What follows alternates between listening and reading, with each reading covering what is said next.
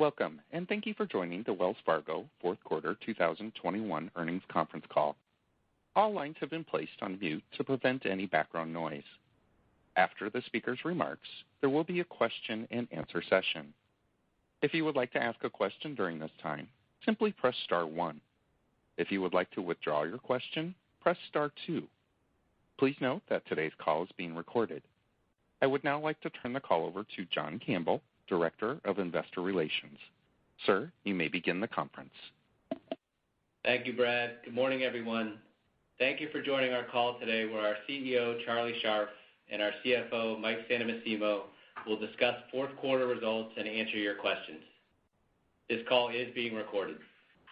Before we get started, I would like to remind you that our fourth quarter earnings materials, including the release, financial supplement, and presentation deck, are available on our website at wellsfargo.com. I'd also like to caution you that we may make forward-looking statements during today's call that are subject to risks and uncertainties.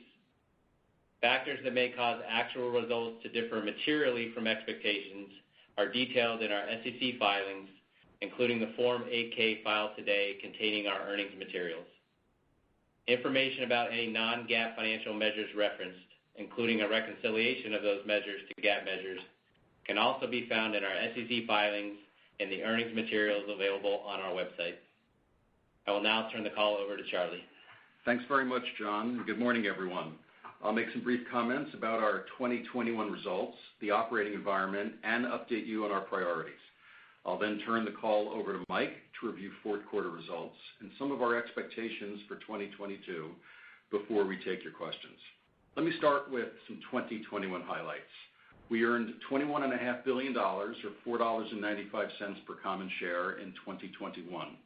Expenses declined 7% from a year ago, reflecting lower operating losses and progress on our efficiency initiatives. Revenue increased 6% as we benefited from strong gains from equity securities and gain from sales of our student lending, asset management, and corporate trust businesses.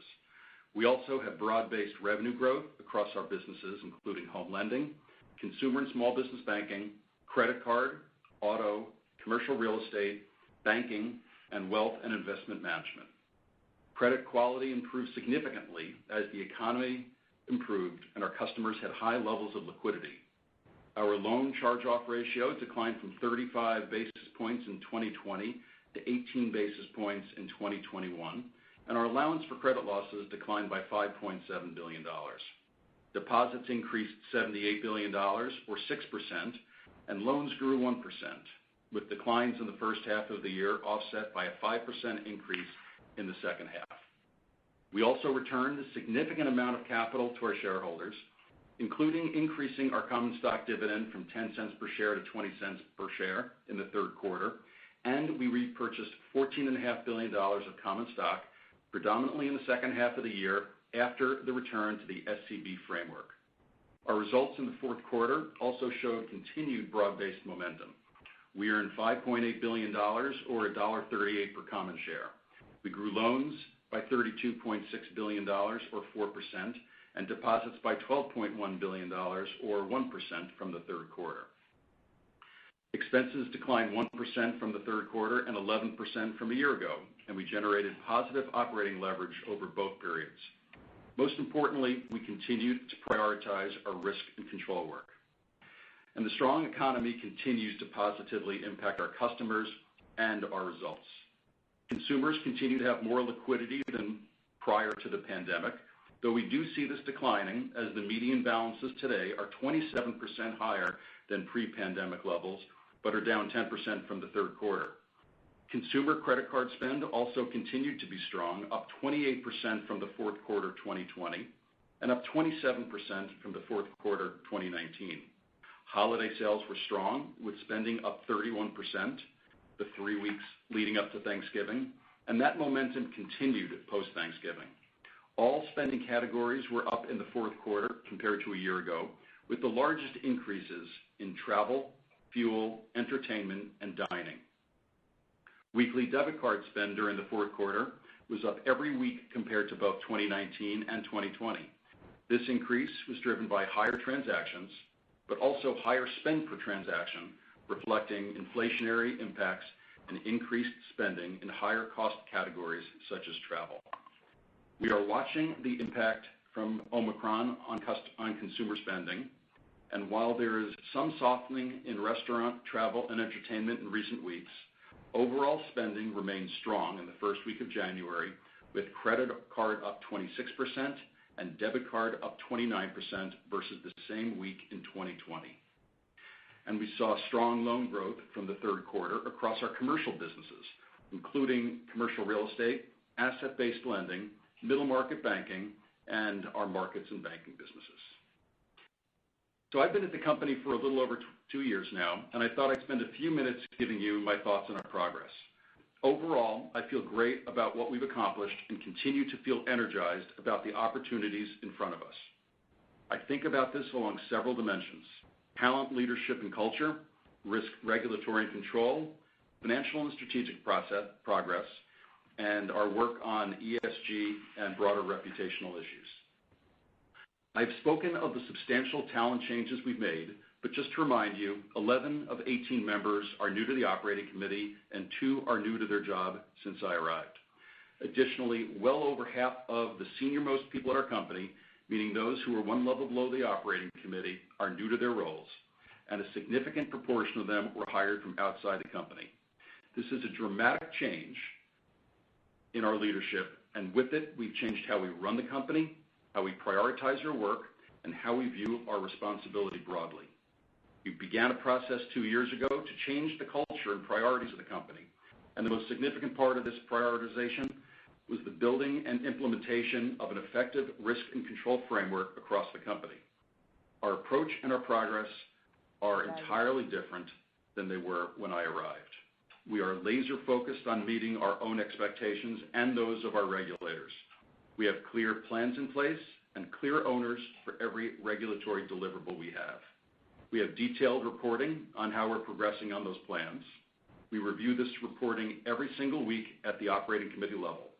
The detailed involvement of the operating committee members is very different from what was happening before I arrived. Our ability to identify issues has also improved from 2 years ago. I continue to believe that we're making significant progress, and this is based on what we see in our internal reporting. It doesn't mean that we're perfect. The fact that we have multiple consent orders makes it complex. It takes time to build all of our capabilities, and it's certainly in the regulator's purview to look at issues that have been outstanding for a long time, like the OCC did in the third quarter.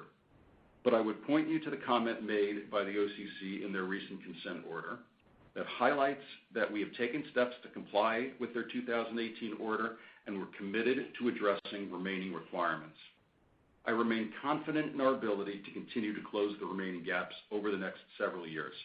Having said that, it continues to be the case that we're likely to have setbacks along the way, but that doesn't change the fact that we believe that the quality of the talent we now have and the processes we now have in place will enable us to get the work done.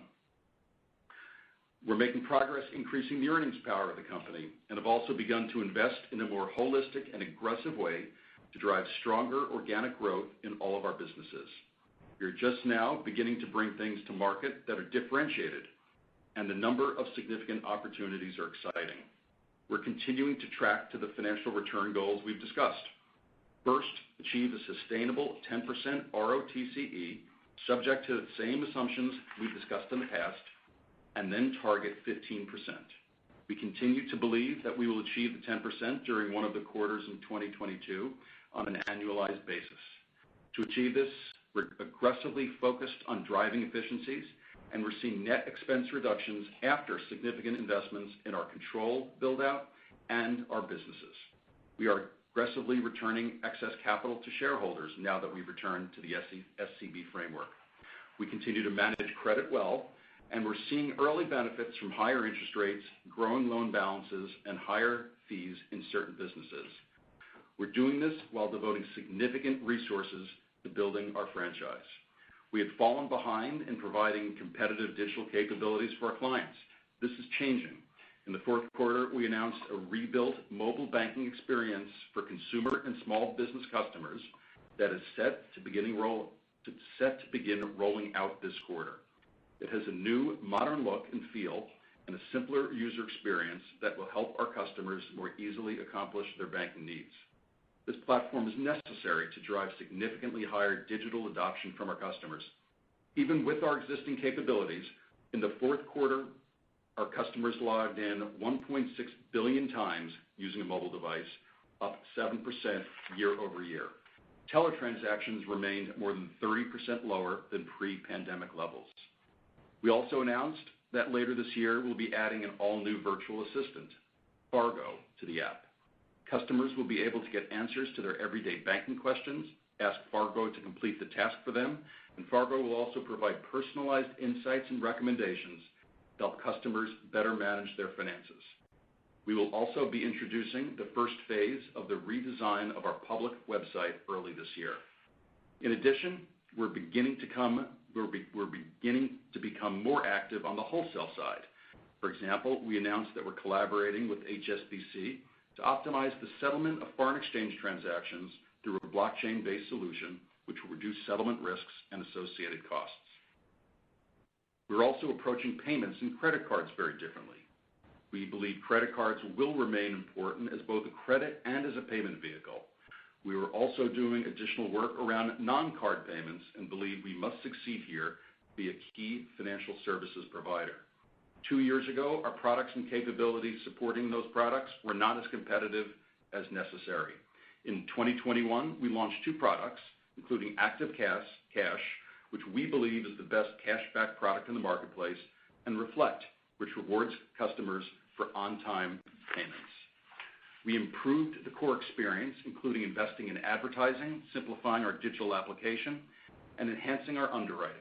These efforts have driven an increase in digital card activation, paperless statements, and enrollment alerts. We are opening approximately twice as many accounts as we were pre-launch of these products, and importantly, we're not competing on credit. In fact, the quality of applications and the accounts we're booking continues to be better than what we were booking historically. Away from card, we're beginning to invest in our broader digital payments across the platform, enhancing our capabilities, increasing limits, and broadly reducing the friction in moving money. As evidence, Zelle momentum continued to accelerate, with Zelle transactions up 46% from a year ago. We are also taking a very different approach in that we believe that for us to be successful, we must consider a broader set of stakeholders in our decisions and actions. This is not in lieu of shareholders. In fact, we believe it will enhance our returns to shareholders over time. We have taken significant efforts to support small businesses since the beginning of the pandemic and recently fulfilled our roughly $420 million Open for Business Fund commitment to assist small businesses in recovering from the pandemic by working with not-for-profits to offer capital, technical assistance, and long-term programs. The fund was created by donating the gross processing fees we made from administering the Paycheck Protection Program loans in 2020. Additionally, we made significant climate commitments in 2021. In the fourth quarter, we joined the Net Zero Banking Alliance, an industry-led leadership group designed to foster collaboration and support banks in aligning their financing with the goal of achieving net zero greenhouse gas emissions. Climate change is one of the most urgent environmental and social issues of our time, and last year we announced our goal to achieve net zero greenhouse gas emissions, including emissions attributable to financing, by 2050. We expect to announce our first finance emission targets for the oil and gas and power sectors later this year. We made our first Solar Plus battery storage tax equity commitment. Once it is operational, it will be one of the largest solar and battery projects in the company. Last year, we surpassed $13.3 billion in cumulative tax equity investments in nearly 600 wind, solar, and fuel cell transactions. These investments have provided 13% of all utility-scale wind and solar capacity in the U.S. over the past 16 years. We continue to be one of the top investors in affordable multifamily housing in the U.S., as well as an active lender for affordable rental housing developments. Additionally, we're committed to expanding affordable homeownership. For example, in the fourth quarter, we committed to invest $5 million through the Neighborhood Lift program to help more than 300 low and moderate income residents in Houston with home down payment assistance. We've also supported our employees, and in December we announced that as part of our commitment to providing comprehensive benefits and competitive pay, we're increasing U.S. minimum pay hourly pay levels to a range of $18 to $22 effective at the end of this month. Just this week, we announced new efforts that will roll out over the course of 2022 to help our consumer customers avoid overdraft fees and cover short-term cash needs, building on other changes we've made over the last several years. The changes we announced include the elimination of transfer fees for customers enrolled in overdraft protection, the elimination of non-sufficient fund fees, early access to direct deposit by providing customer access to funds up to 2 days before their scheduled deposit, a 24-hour grace period for customers that overdraw their account to cover the balance before incurring an overdraft fee, and a new short-term credit product for customers to meet personal financial needs. This builds on existing features we already have in place, including clear access banking, our no overdraft checking account that we launched in September 2020, and we now have over 1.1 million outstanding customer accounts. Overdraft Rewind, which was introduced in 2017, which automatically rewinds overdraft fees when a covering direct deposit is received by the next morning, which will be replaced by our expanded 24-hour grace period. Balance alerts that help customers avoid overdrafts by sending more than 1.3 million alerts every day. Putting all of these changes in perspective, these fees are down significantly since the financial crisis. We have alternatives for both customers that do not want to overdraft and those that do. This is a competitive marketplace. We continue to review our capabilities and pricing with the goal of providing value to our customers. And let me make a few comments now as we look forward. While there is a risk with the continued growth of the Omicron variant or potentially other variants later this year, I expect to see continued strong economic trends in 2022. Consumers' financial condition remains strong. Modest debt growth, strong asset appreciation, and higher deposit balances have left household balance sheets in excellent condition, which should help drive continued strong consumer spending. Corporate America has demonstrated the ability to adapt to the ever-changing pandemic conditions. Inventories remained unusually lean as businesses adopted a defensive posture, and supply chains have been disrupted. This is expected to result in substantial gains in industrial production as they continue to restock. We're beginning to see loan growth and expect this to continue. In a moment, Mike will provide our thoughts on net interest income and expenses for 2022. I commented earlier that we remain on target to achieve a sustainable 10% ROTCE, subject to the same assumptions we've discussed in the past, on a run rate basis at some point this year, and that once we've achieved this goal, we'll discuss our plan to continue to increase returns. But at a high level, we continue to believe we can further improve our returns through a combination of factors, including a modest increase in interest rates or further steepening of the curve, ongoing progress on incremental efficiency initiatives, a small impact from returns on growth-related investments in our businesses, continued execution on our risk and regulatory control framework, and moderate balance sheet growth once the asset cap is lifted. It's important to note we currently have the ability to grow loans even under the asset cap. The changes we've made to the company and continued strong economic growth prospects make us feel good about how we're positioned entering 2022.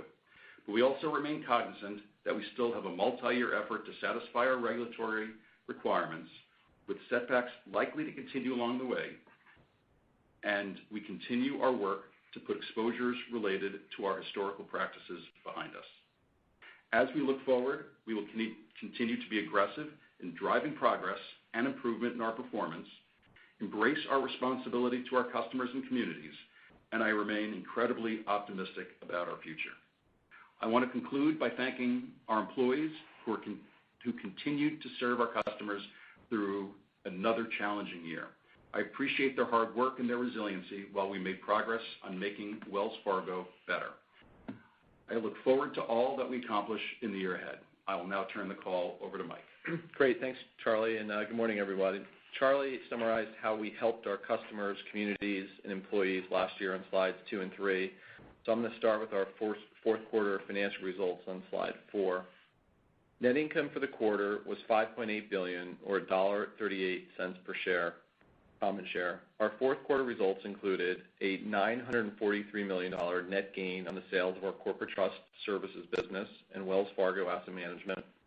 There could be future gains related to these sales due to post-closing adjustments and earn-out provisions. An $875 million decrease in allowance for credit losses as credit trends continue to be strong, and a $260 million impairment of certain leased rail cars due to changes in demand for these cars. We also had $2.5 billion or $1.9 billion after non-controlling interest of equity gains, primarily from our affiliated venture capital and private equity businesses, the third consecutive quarter of strong returns in these businesses. Our effective income tax rate in the fourth quarter was approximately 23%, including the discrete impacts related to business divestitures. Our CET1 ratio declined to 11.4% in the fourth quarter, reflecting share repurchases and an increase in risk-weighted assets, primarily from loan growth in the quarter.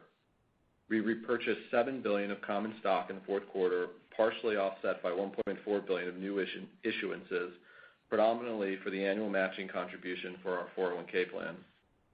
As a reminder, the regulatory minimum for our CET1 ratio will be 9.1% in the first quarter of 2022, reflecting a lower GSIB capital surcharge.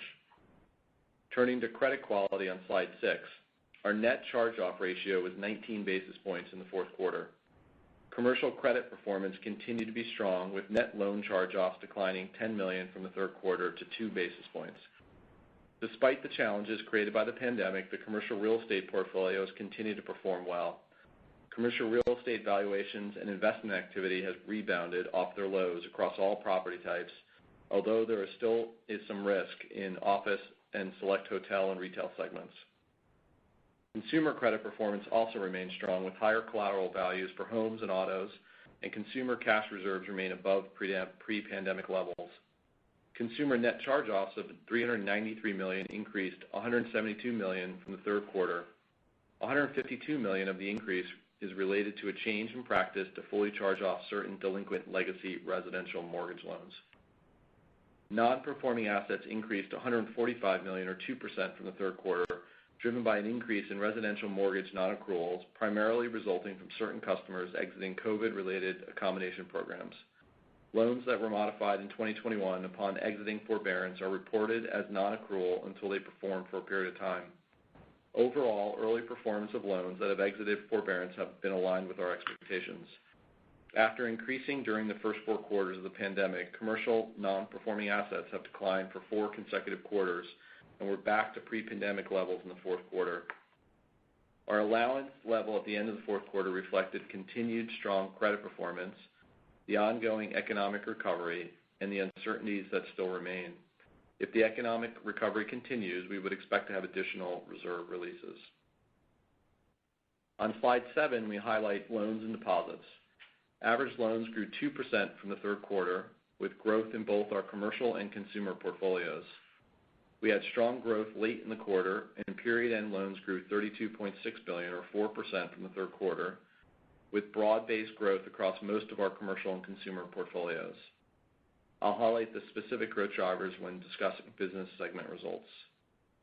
Average deposits increased $89.9 billion, or 7% from a year ago, with growth in our consumer businesses and commercial banking, partially offset by continued declines in corporate investment banking and corporate treasury, reflecting targeted actions to manage under the asset cap.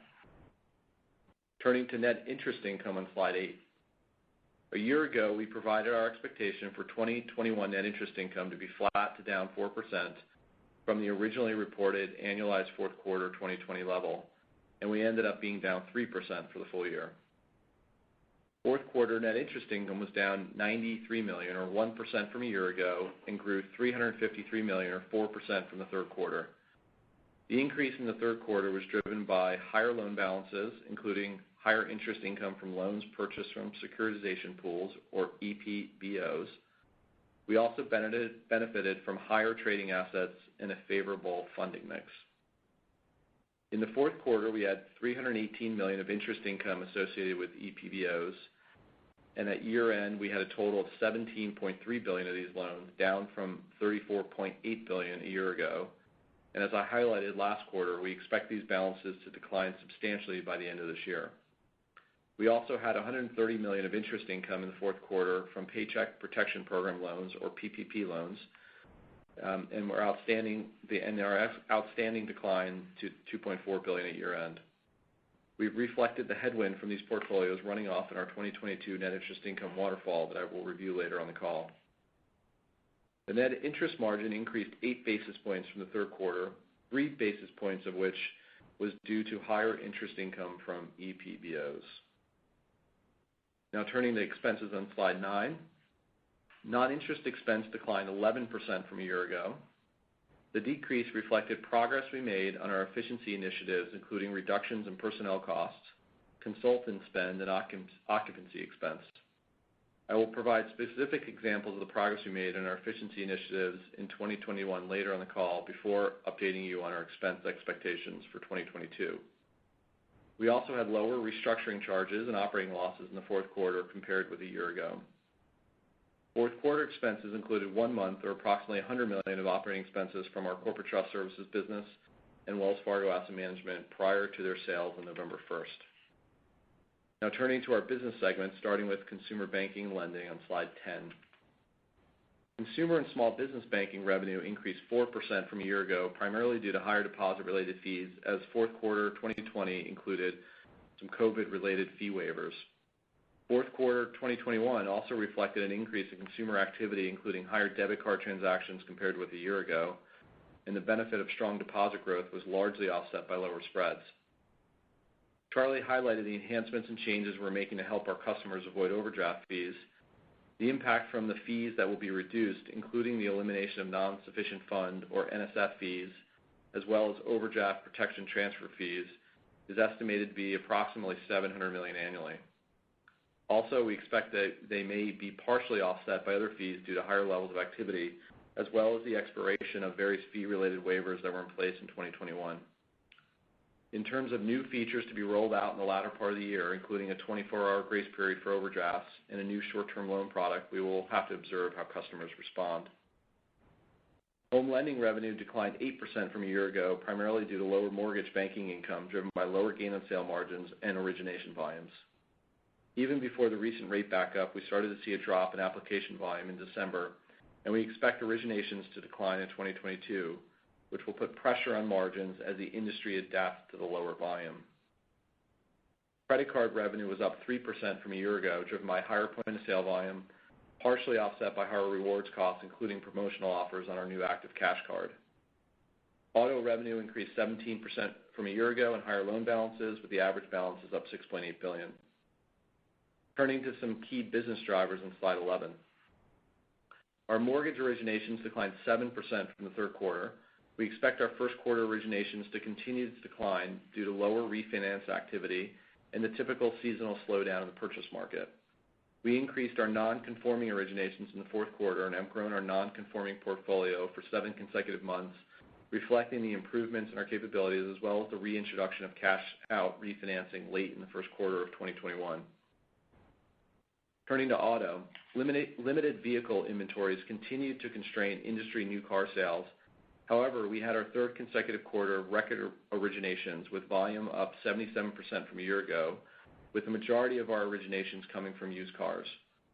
Originations also benefited from the enhancements we continue to make in our capabilities. Importantly, we are maintaining our underwriting standards and continue to be cautious about the increase in vehicle prices over the last year or so. Turning to debit card, transactions were relatively stable from the third quarter and up 10% from a year ago, with increases across nearly all categories. Credit card point-of-sale purchase volume continued to be strong and was up 28% from a year ago and 11% from the third quarter.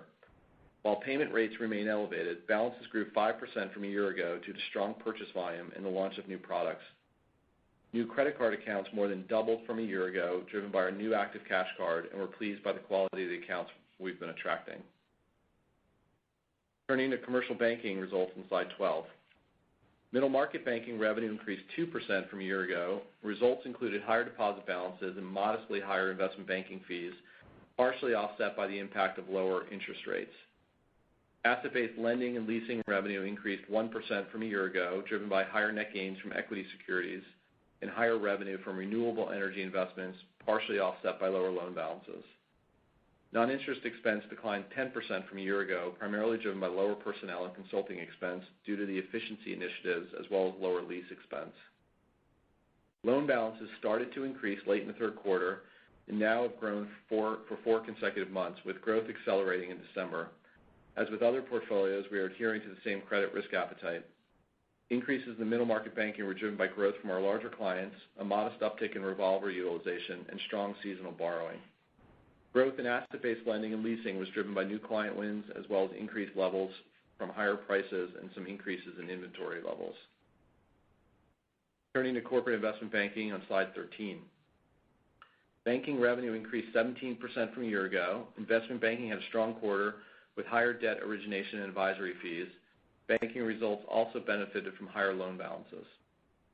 Commercial real estate revenue grew 8% from a year ago, driven by higher loan balances and capital markets results on stronger commercial real estate financing activity. Loan originations returned to pre-pandemic levels, and we had a healthy pipeline as we started the new year. Markets revenue was relatively stable from a year ago and was down 14% from the third quarter, primarily due to lower trading activity in spread products and equity derivatives.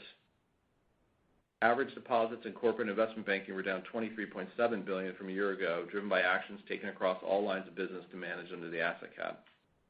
Average loans increased from both the third quarter and a year ago across all lines of business. On a period-end basis, loans grew every month since June, and growth accelerated in December. Wealth and investment management on slide 14, the revenue grew 6% from a year ago as higher asset-based fees on market valuations more than offset a decline in net interest income due to lower interest rates. The 5% increase in expenses from a year ago was primarily driven by higher revenue-related compensation, which was more than offset by higher revenue. This increase was partially offset by lower salaries expense, reflecting progress on efficiency initiatives. Client assets reached a record $2.2 trillion, up 9% from a year ago, primarily driven by higher market valuations. Average deposits were up 7% from a year ago, and average loans increased 5% from a year ago, driven by the continued momentum in securities-based lending. Slide 15 highlights our corporate results. Revenue increased from a year ago, driven by strong results in our affiliated venture capital and private equity businesses, and gains on the sales of our corporate trust services business and Wells Fargo Asset Management. These businesses contributed $1.6 billion of revenue in 2021, excluding net gains on sale, and $1.5 billion of non-interest expense. We expect approximately $200 million of these expenses associated with transition services agreements to remain in 2022, with offsetting revenue, so it's P&L neutral. We also expect approximately $300 million of corporate overhead expenses related to these businesses to remain in 2022, which we expect to manage down over time. Turning now to our expectations for 2022, starting with net interest income on slide 16. As the last couple weeks have demonstrated, it's challenging this early in the year to predict the rate environment, loan demand, and other variables that impact net interest income for the full year. But let me highlight the key drivers of our net interest income for 2022. We are assuming the asset cap will remain in place throughout 2022. Moving left to right on the waterfall, as we've discussed previously, we have a headwind this year from the runoff of PPP and EPBO loans. However, our current outlook for loans is for average balances to grow low to mid-single digits from the fourth quarter of 2021 to the fourth quarter of 2022. Along with other balance sheet mix changes, this is expected to more than offset that headwind. This net result would increase net interest income approximately 3% in 2022 from the $35.8 billion we generated in 2021. Moving to rates and repricing. The recent forward curve includes approximately 3 25 basis point rate hikes this year beginning in May.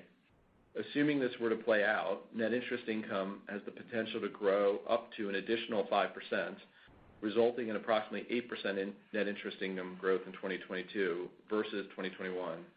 That said, the implied forward curve has changed a lot over the last month and a half, so it's very hard to forecast with any certainty.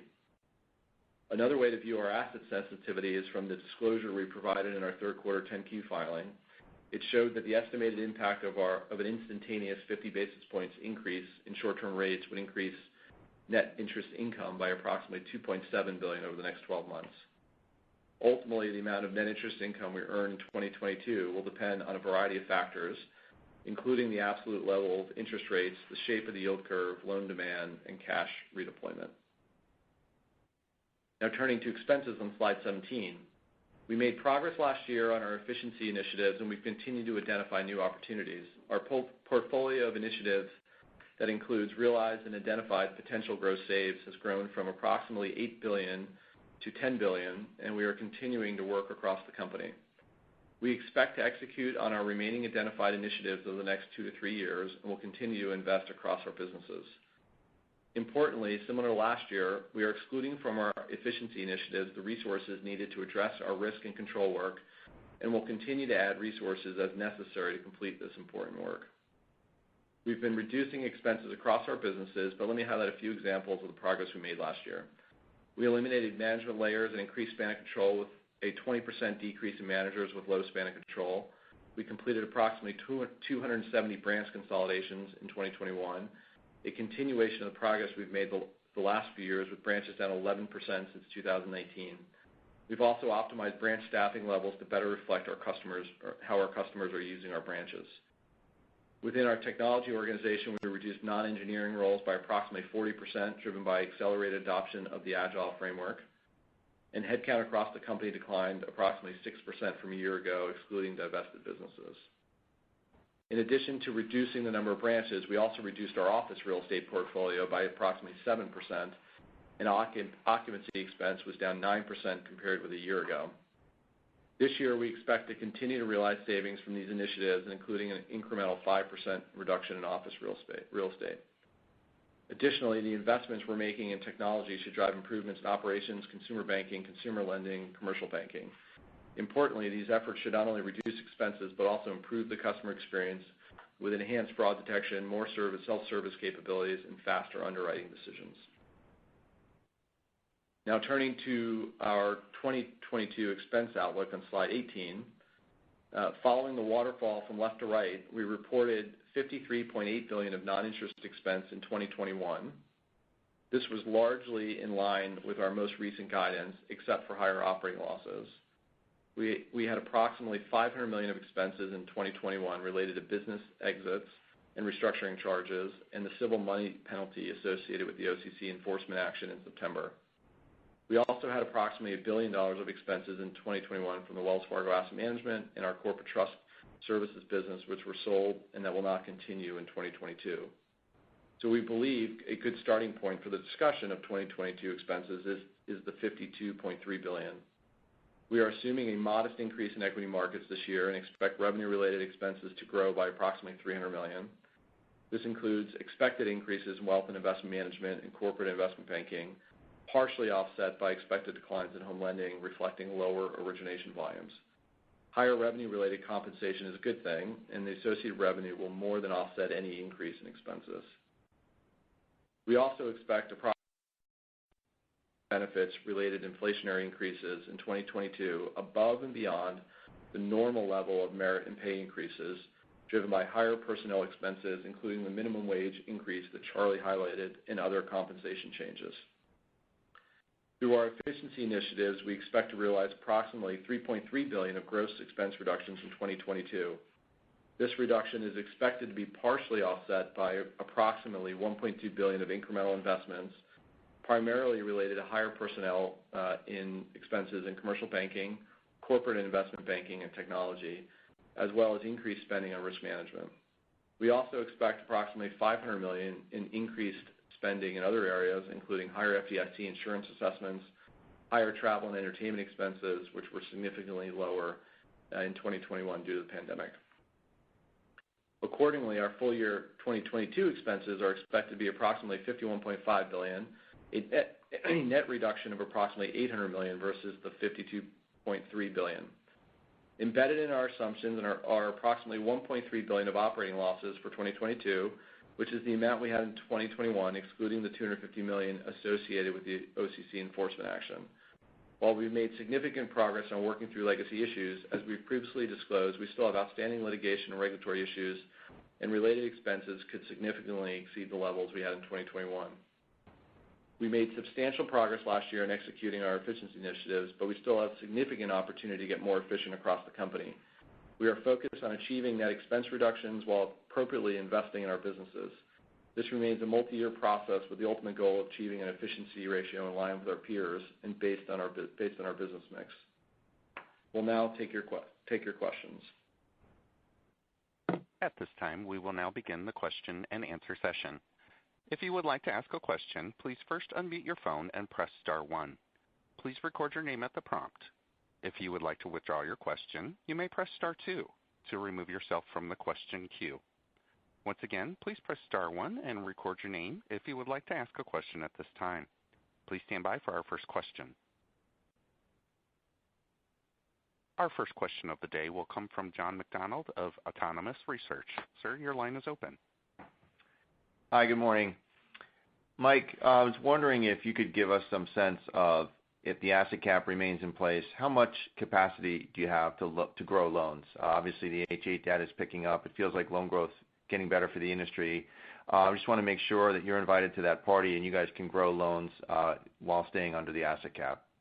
Yeah. Hey, John. Thanks for the question. So, just as you know, and I think it's implicit in what you asked, but the constraint for us on the asset cap is really on the deposit side, and so that's the part where we're actively taking action to make sure we've got the room we need to particularly for our retail clients, and we're continuing to do that. On the loan side, we still have we're not constrained on growth on the loan side, so we still have plenty of room to continue to grow with our clients. And could you give us some sense in your NII outlook what kind of loan growth you're building in, and also liquidity deployment assumptions, and how you're thinking about liquidity deployment given where the curve is here? Yeah, sure. Embedded in on slide 16, we've assumed about kind of low to mid single digit growth when you compare fourth quarter 21 to fourth quarter 22. And so hopefully, we're optimistic that we'll be able to get there, and maybe there's certainly some scenarios where it could be it could grow faster than that, but that's the assumption that we used there. Embedded in that column too on the chart in the loan growth and other balance sheet stuff is some modest redeployment into the securities portfolio. I'd say modest. So sort of low kind of mid to low single digit sort of increases in the securities portfolio as well. And so those are the assumptions embedded there. And I think as we look at where the curve is today, we're still being overall pretty prudent and patient, but we are in a very kind of small way beginning to buy some securities in the portfolio. Okay, got it. Thanks, Mike. Thank you. The next question will come from Ken Usdin of Jefferies. Your line is open. Thanks. Good morning, guys. Mike, you had mentioned that you did a little bit better last year, $4 billion of gross saves versus what you originally thought at 3.6, and you just commented that you still have a good line of sight and as far as efficiency initiatives. Can you help us understand 3.3 for this year, how you're feeling about that, but more importantly, that line of sight, how far out do you have that, and do you continue to see an ability to take out this type of cost as you go forward, even past this year? Thanks.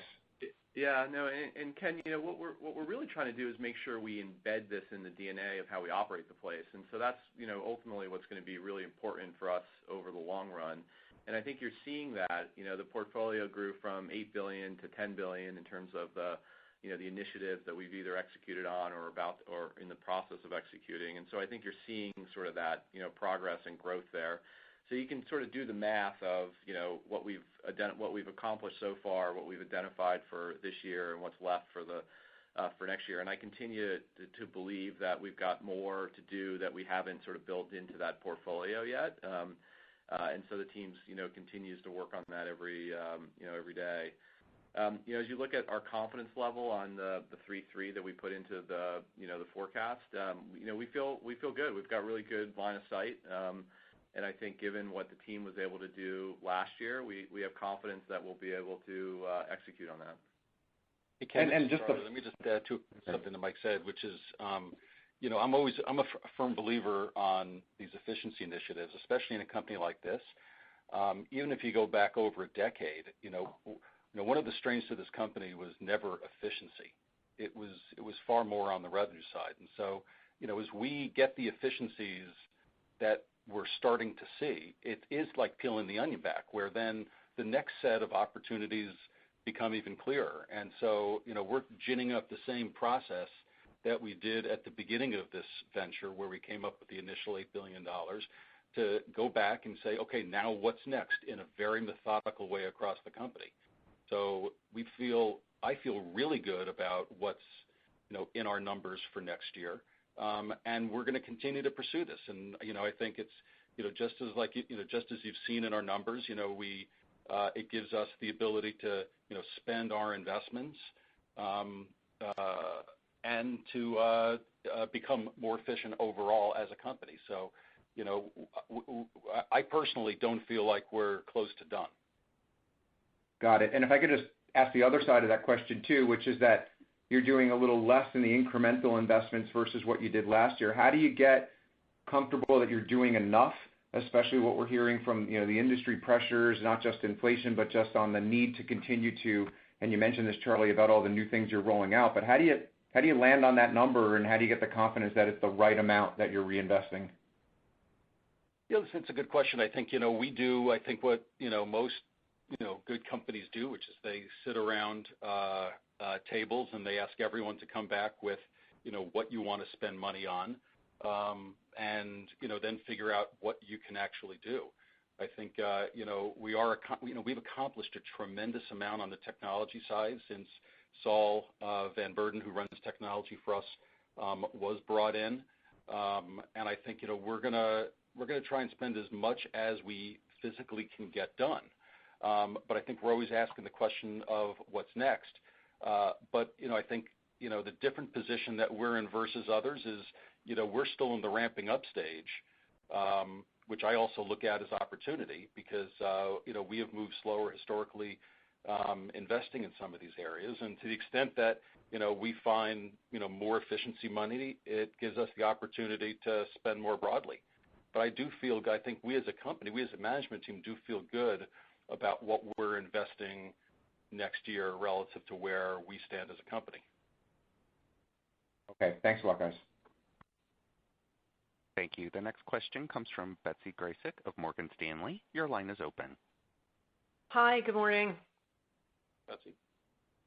I had two questions. One was on, the overdraft fees that you mentioned. I think you said that it was like a $700 million impact, but, we look at the regulatory filings, and the regulatory filings show a higher level of overdraft fee run rate, like in the billion kind of range. So I'm just trying to understand why it would be only 700. Well, first of all, we're not eliminating overdraft fees. We're making a series of changes that we think make sense for the consumer. We have an account that doesn't allow overdraft, but we have an account that does allow overdraft. And so we think it's got, it's more consumer friendly than it was in the past, but we do continue to believe that, there are a substantial number of customers out there that want us to pay overdraft on their behalf after they've worked through a bunch of the buffers and benefits we're giving them, and they're willing to pay for that. Got it. Okay, so the NSF fees will be eliminated, but you'll have a different product that comes in. Well, no, it's the same. NSF fees will be eliminated entirely. Our overdraft fee will stay, but we've added a series of things such as we'll give you availability on direct deposits 2 days in advance. We'll give you an additional 24 hours after you would have been charged for an overdraft to cure it. So our overdraft fees will go down, but we're still going to be providing the overdraft product, and we'll still be charging for it. Okay, all right. So my bad, because I thought overdraft and NSF were pretty similar, but that's not right. Think of Betsy. Think of the NSF fees as when you don't pay something into overdraft, like a check. and you return it, then historically you would have charged a fee for that returned item. That's an NSF fee. The overdraft fees, come into play when you actually pay something in overdraft. Yep, I got it. Okay. So I was using too much shorthand, and that's my bad. All right. And then the second question is on the loan growth that you were talking about earlier, in the prepared remarks and with John. LIBOR is, no longer able to be used as a reference rate for C&I or CRE or any loan or any product, right, starting Jan 1. How does that impact you? Could that be a benefit to your loan growth in C&I and CRE? And how are you thinking about shifting the reference rate that you're going to be using with your clients? Well, I mean, we've started that shift already, as you would imagine, right? And we stopped offering effectively stopped offering new LIBOR-based loan products at some point in the fourth quarter. We've probably done, in the wholesale side, maybe including WIM, so take out the consumer mortgage business. We've done something like 4,500 or just under that new facilities, based on SOFR, with the large majority, and obviously there's different ways to calculate SOFR. The large majority of those are using sort of a daily simple rate. So as SOFR moves, obviously that will, adjust. And so I think we're seeing clients start to, get used to it and start to use it. Complementing what we're doing on the wholesale side is, we've stopped offering LIBOR-based ARMs last year, and so we've got, I don't know, tens of thousands, a couple tens of thousands at this point in terms of ARMs on the books using SOFR there as well. And so I think it's starting to take hold.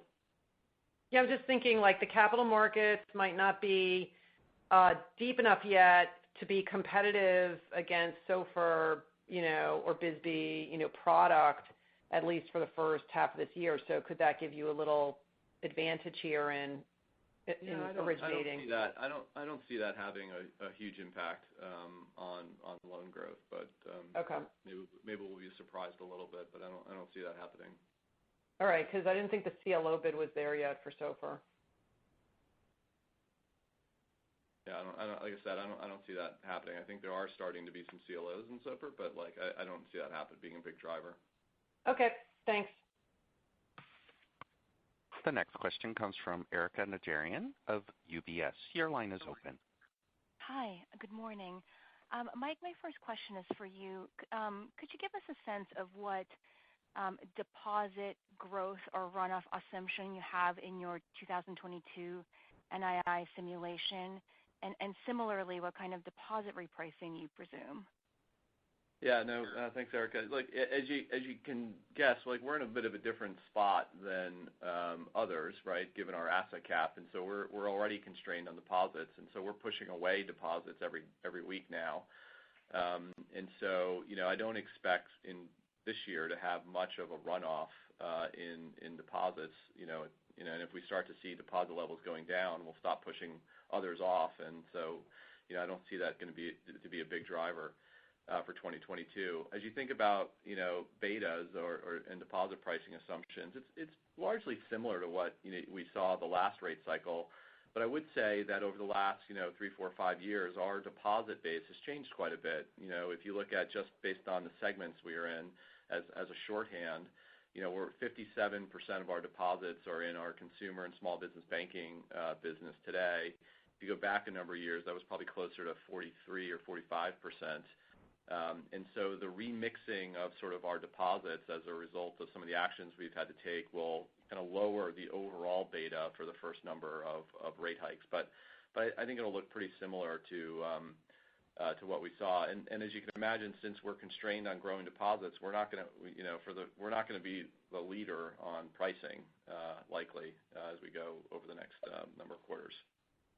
And just to clarify, so the betas in the last cycle, if I remember, were driven by, a handful of CIB deposits, right? And, clearly that has been, pushed out given assets, or some of that has been pushed out given asset cap restrictions. So embedded in this NII number is the experience of the last cycle that included the betas contributed by those deposits, whereas as we actually look out today, you have a much better and less rate-sensitive deposit base. For sure. And the betas might be similar on those CIB deposits. We just have less of them as a percentage of the overall book, which lowers our overall beta. It's just a mix. Yeah. But we'll see, and a lot of that will be driven by what we see in the competitive environment, right? So, particularly on those wholesale deposits, but it'll have a smaller impact on us than it did in the past, just given the mix. Understood. And my last question is for Charlie. I think your investors are, receiving very warmly, what you and Mike have said about, you're trying to change how this bank is thinking by constantly identifying cost saves to fund future investments. And as we look out in what looks like a more favorable rate backdrop and revenue backdrop from a growth perspective for banks, do you see yourself reinvesting more of the identified savings, as we enter a more favorable revenue backdrop? I don't think. I guess the way I'd put it is, we don't think about it relative to what the rate scenario is or how much we're making in NII. I think, again, just think about where we are in the stage of our evolution, which is we're limiting our investments based upon just what can physically be done, not based upon how much we actually want to spend. I mean, there are always a couple of small places around the place where people want to spend, and you do have to prioritize. I think a lot of the answer to your question will have to do as we continue to do our work strategically to determine where we want to create additional capabilities across the company. We would expect the investment number to grow for sure. But also, as you know, we're spending a lot of money on infrastructure. And I'm not talking about the risk build out. I'm just talking about the basic infrastructure of the company.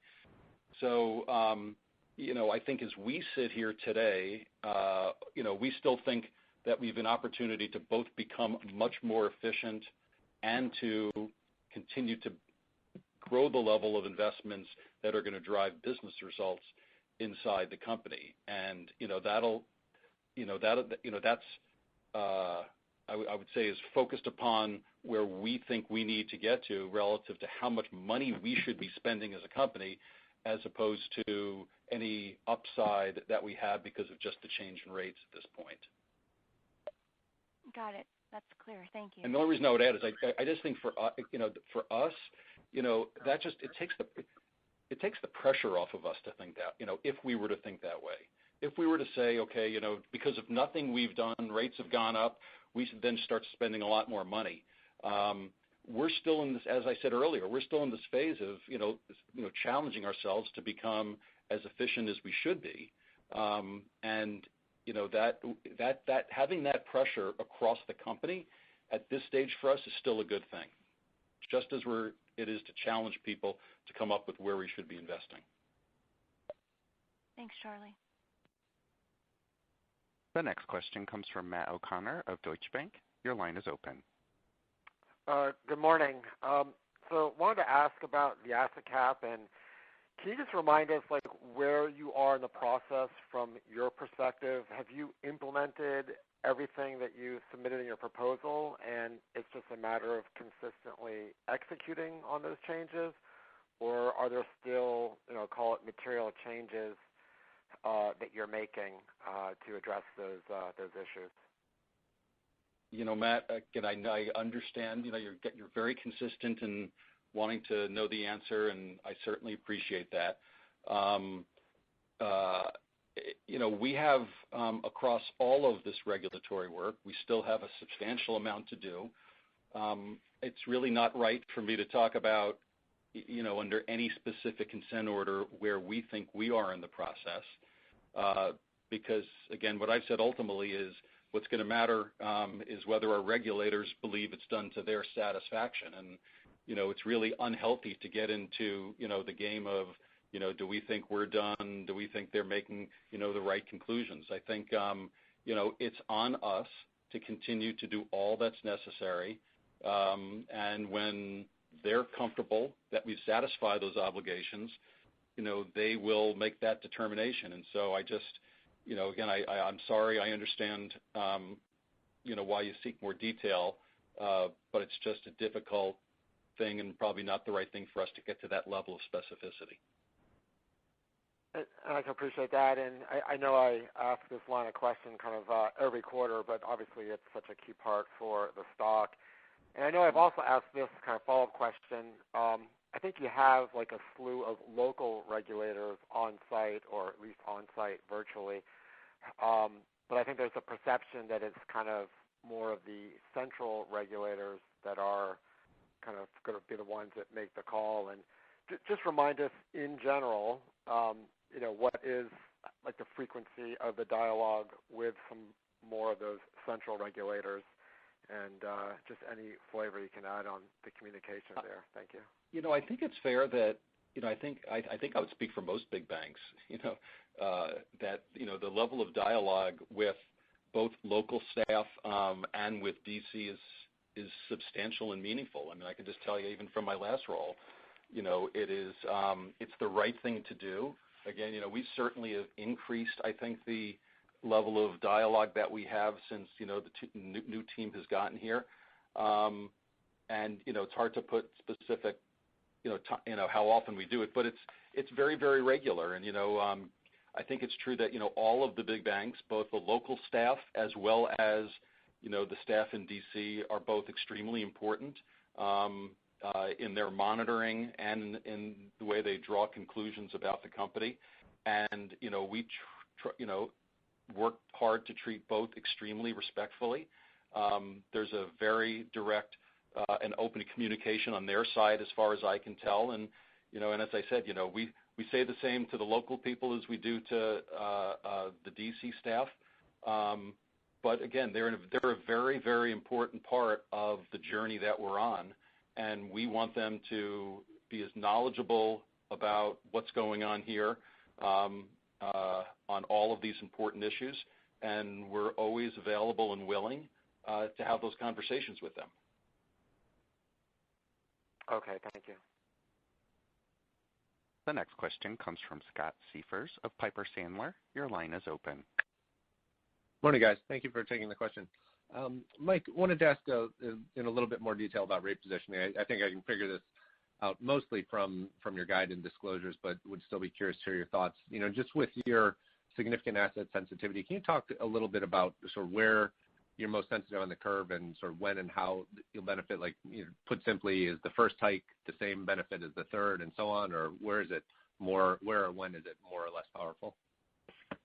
Yeah, and to state the obvious, probably, the short end of the curve is most meaningful, right? So when you look at just the whole curve shifting up, something like 2/3 of the benefit ends up being on the short end, and so that's going to be by far the most meaningful piece of it. I think for the first number of rate rises, it's hard to say exactly how many. I think the first 3 or 4, though, it's pretty linear. And you can use our disclosures as a way to sort of model that. You get it earlier in the year, you get it in March, it's worth a quarter or more than if you get it in June, and so forth. And so it's pretty it's a pretty good guide at this point to use it that way. Okay, perfect. Thank you. And then just separately, so one of the criticisms on the story over the past few years has been that there are a number of your competitors, a lot of smaller banks out there that sort of suggest that it's still pretty easy to steal talent and business from Wells Fargo. Your emerging loan growth seems to be running kind of contrary to what's been that argument for the last couple of years. Can you just sort of touch on that criticism and sort of where you are in terms of comfort with sort of stability and growth of the workforce? Yeah, listen, I feel great about the people that we have here, and I've listened to that for quite a while since I've been here, and when I ask people for specifics, very little seems to come back. Listen, it's a very, very competitive workplace. We lose people to competition. We hire people from competition of all sizes. I think I would say, as I've said before, when you look at the team that we have in place, both at a senior level all the way down to people that we cover customers, I feel great about it. And I can honestly tell you, I'm trying to remember, Mike, keep me honest here. Have we sat around a room and talked about, gee, oh my God, look at all the people that we're losing to these smaller competitors and what are we going to do about it? That conversation hasn't happened. And we're very knowledgeable about attrition that's happening at the company. So, if a small company hires a banker, it might be a big deal for them. We're lucky enough to have, a very broad set of coverage officers.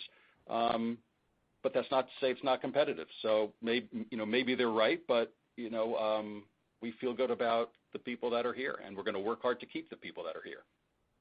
Yeah, and I would just add a little color. We've been happy at what we've been able to recruit in places like the investment bank. We've hired almost a few probably 2 to 3 dozen sort of relatively senior investment bankers. We've hired a bunch of people in the commercial bank on the front line.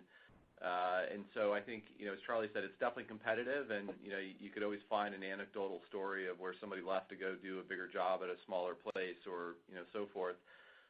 But we feel that I think the teams feel good about being able to attract good people into the roles, and so obviously we've got to be competitive on pay. We've got to be but I think people are attracted to the franchise and attracted to the sort of direction, and so far it's been constructive there. Yeah, and I just want to say one other thing, which is especially when you get down into places like the commercial bank and our different businesses that cover consumers. As we've talked about having to improve the talent in some parts of the company, the talent that we have in those areas is really exceptional. And it's really deep. And it's a huge strength of the company. It's been a strength of the company for a very long time. So, again, I think that, might tell you, just how we think about, the people that we have. And, again, we never want to lose good people, but it happens. But it's, not something that we worry about hurting the franchise at this point.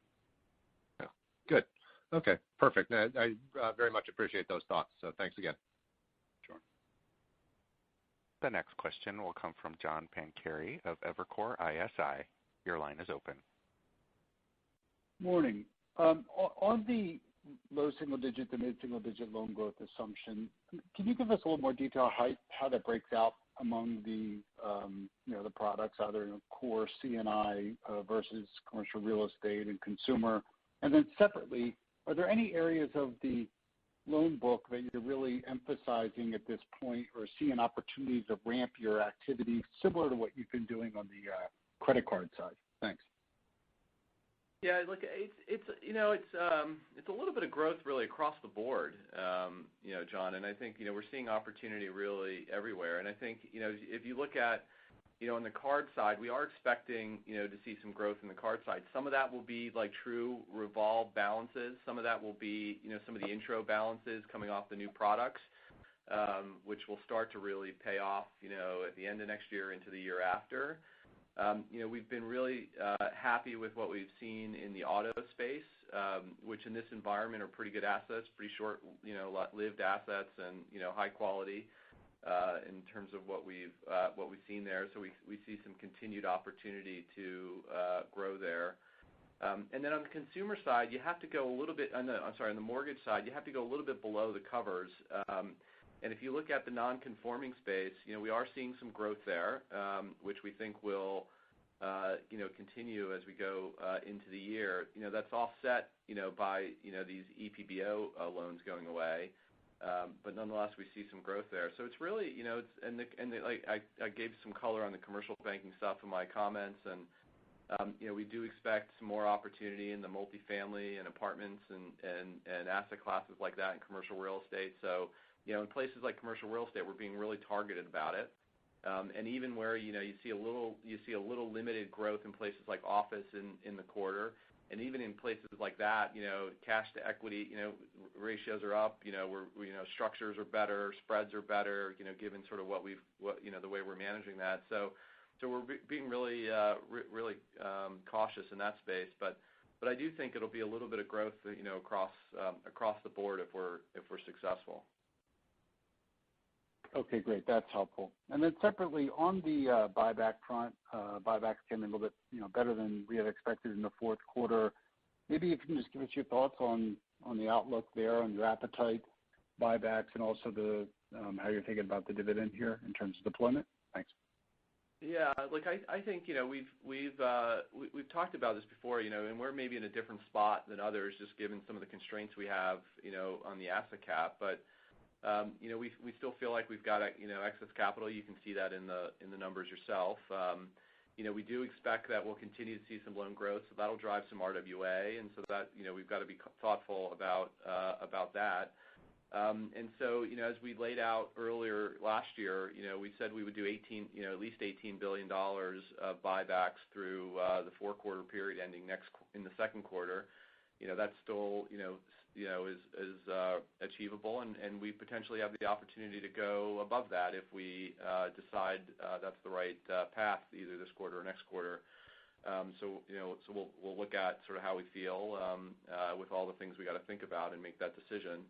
As you sort of think about the dividend, I think Charlie covered this a couple times last year, is you think about a payout, ratio that we hope to get to on a normalized basis, so take out some of the one-time things that you see in the results. It's really kind of a 30 to 40% payout ratio is what we target over time, and that just takes some time to get there. And so, I think we'll ultimately that's the board decision in terms of when and how much we increase the dividend, but we're still marching down that path, but it takes some time to get there. Got it. All right. Thanks, Mike. Appreciate it. The next question comes from David Long of Raymond James. Your line is open. Good morning, everyone.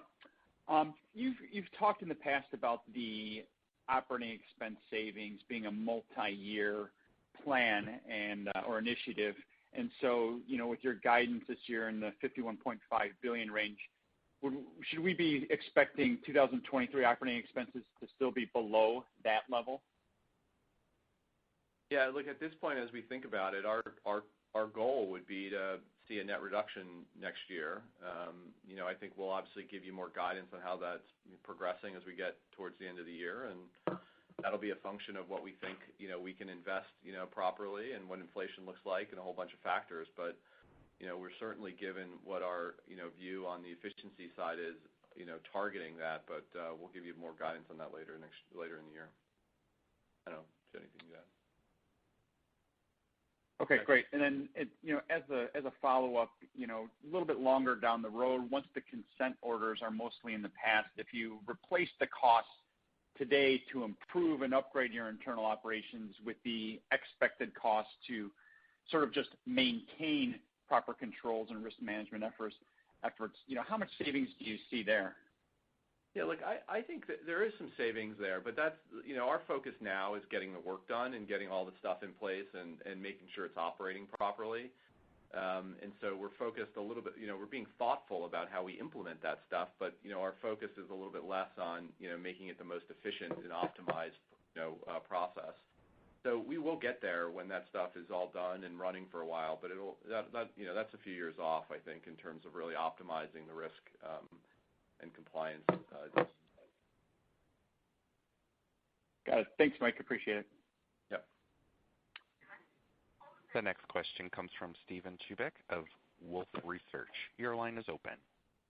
Hi, good morning. So just wanted to squeeze one more question in here just on the fee outlook. Now, a fair amount of noise in the fee line this quarter. I know you didn't give an explicit fee guide for 2022, but as we reflect the impact of business sales, the overdraft change, some weaker mortgage banking, and normalization in equity gains, how should we be thinking about the right jumping off point for fee income, just looking ahead to next quarter and 22, just more broadly? Well, I think you just outlined it, to be honest. I think you just have to take each of the lines, right? And I know we've talked about this on calls before. Like if you look at one of the biggest fee lines, you take the investment advisory and other asset-based fees, that's a function of our client assets and what the equity market is doing primarily. And so that's, probably something that you can model. And we've got, that grew a bit as we went through, through the year last year. And then I think, as you said, we're in the mortgage space. We'll see some, the fourth quarter number in the consumer side is probably a good place to start your jumping off point and modeling. And, And as I think others have spoken about too, is we all expect the mortgage market to be down with refinancings really driving that. And how well we do will be a function of how well we're able to sort of penetrate on the purchase side. So hopefully we're down a little less than what the market is, but that'll be a function of what we can deliver. And so I think you just got to take each of those lines and sort of model it forward. Well, thanks, Mike. And maybe I'll just squeeze one more in if I can. Just on the earlier discussion around excess liquidity deployment, it looked like you deployed some of that excess in the quarter, and yet if I look relative to pre-pandemic levels, you've still seen a doubling of excess reserves. And those deposits that you guys have on balance sheet, as you noted earlier, should be stickier as the Fed initiates QT, just given some of the changes in deposit mix. Now, I was hoping you could just size the amount of excess liquidity available for deployment today. And if the long end continues to grind higher, is there any appetite or willingness to deploy more aggressively than that mid-single-digit growth that's contemplated in the NII walk? Yeah, I mean, the first thing we'll be looking at is how fast loans are growing, right? So obviously, that's like the place you'd see that liquidity get deployed first to support customers, and so that'll be a function of what we think is going to happen over a series of quarters. But I think when you look at the securities portfolio, we have done a lot in the last year, both in increasing our mortgage exposure, increasing our structured product CLO exposure. The place that you saw the decline was really in the Treasury side, and so given sort of what was happening in the rate environment. And so I think you will see us start deploying more. And as I mentioned earlier, we've started, in a very small way already, given sort of what we've seen over the last couple of weeks. But I think really how fast we go or how much we go will be both a function of what we think is going to happen with rates, but also how fast we think loans will grow. And so, those two things I think will drive sort of the pace. And at this point, embedded in our outlook or considerations there, we do expect a modest increase in the portfolio, and so we'll see how, but we'll make that determination, based on all the factors there that I mentioned. Very helpful caller, Mike. Thanks so much for taking my questions. The final question for today will come from Gerard Cassidy of RBC Capital Markets. Your line is open. Thank you. Good morning, guys. Charlie, you talked about joining the Net Zero Alliance as with some of your peers. Can you frame out for us, as you guys get deeper into that, and your peers do as well, how should we try to estimate what types of risks you might be coming up against, and how do you guys monitor those risks? Listen, I think it's a great question. I think it's the question that everyone is asking. And I think the whole point about joining these alliances is to ensure that, we're all benefiting from, each other's experiences, and those that have, experienced this in other parts of the world to understand how to actually think about that. What we're doing is we're going through how we think, the impact of climate on a much longer term basis can impact all of the different businesses from a risk perspective, but also understanding where the opportunities for us are. And so, whenever we talk about where we're going on climate with our goal to get to net zero, I think people too often jump to that means we're going to stop doing things. First of all, what we're trying to do is to assure that we're doing everything we can to help all of our clients transition, and that doesn't mean walking away from clients. It means helping them invest in areas, whether it is, and we can do that in lots of different ways across the company, with our own balance sheet or the public markets, to invest in very, very different ways. And I think what you'll start to see from us and others is a lot more disclosure on what the embedded risks are, but also all the different things that we're doing to play our part in reducing emissions more broadly. So I just think it's a question that I think we should continue to ask as we all continue to provide more significant disclosures than we've all done in the past on the topic. I appreciate that. Thank you. Pivoting to the follow-up question on credit, obviously your guys' credit is fantastic, like the industry, considering what we just came through. Can you give us some color on the reserve? I assume as we normalize credit, you and your peers, how should we be looking at the reserve building over the next, in 2022 going into 2023? Loan loss reserve building, that is. Well, let me start, Mike, and then you just pick up. I think that the one thing I obviously, and I think you guys all know this, is not everyone starts at the same position. When you look across what people have done with reserving across the industry, I think we feel very good about where we are relative to what we're seeing. We all have to make determinations. Remember, on a forward-looking basis as to what the embedded losses are, and I think. Everyone's got a different point of view on that, on the way that looks, and I think we're at the, we're doing the right thing, but I still think it's, our assumptions are appropriate and conservative. And beyond that, remember, the idea of looking forward, in terms of what's gonna, what's gonna change. In addition to just loan growth and making sure that we provide for growth in the balance sheet, it's going to depend on the ultimate outcome of the performance of the economy.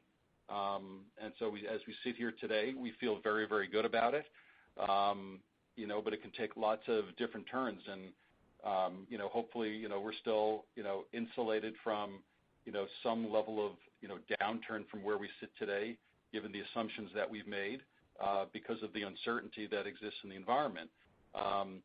So I'm not worried about where we are in 2022 personally, but I think as we look beyond that, it's a living, breathing calculation. Great, thank you. Listen, thank you very much, everyone, for the time, and we appreciate it, and we will talk to you over the next quarter. Take care. Bye-bye. Thanks, everyone, for your participation on today's conference call. At this time, all parties may disconnect.